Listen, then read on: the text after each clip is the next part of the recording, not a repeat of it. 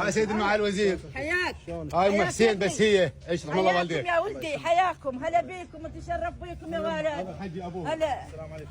هلا بيكم. هذا ما يقدر مجنون. هاي المعوقات. الله والديك معالي الوزير. هذا بيتي عاني ولدي راحوا 5. هذا ابوهم هذيك مخبله. هاي المنقوليه وهذيك وحده معوقه وعندي 3 معوقات وعندي 3 مطلقات وراه من 2 وولدي 5 راحوا.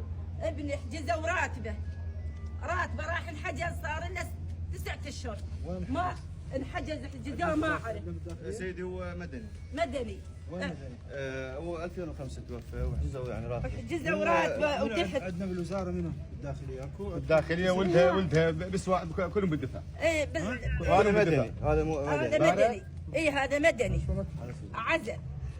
حجزوا راتبه وقالوا بيه هو موجود راتبه بس توقف ما اعرف. ليش؟ ما ادري عاني لاني مزور لاني اخذ شيء لا شياطين وما عندي احد.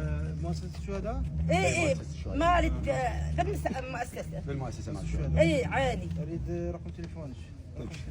جبت تليفون. انطى تليفون. عافيه. تقبضوا رقباس. عافيه ابوي واريدكم ان اخوه ما عندي احد لا اب لا اخ لا عم. يبشر ام حسين بعد مع الوزير ما راح أبوي يقصر بعد وياك. خالي. جزاك الله خير يا اخي. واريدك هذا تنقلوا لي على مود يروح يوديه عم على الطبيب مكسور من المفصل. هذا النفس الماء هذا بعد روحي وانت اخويا وعزيز.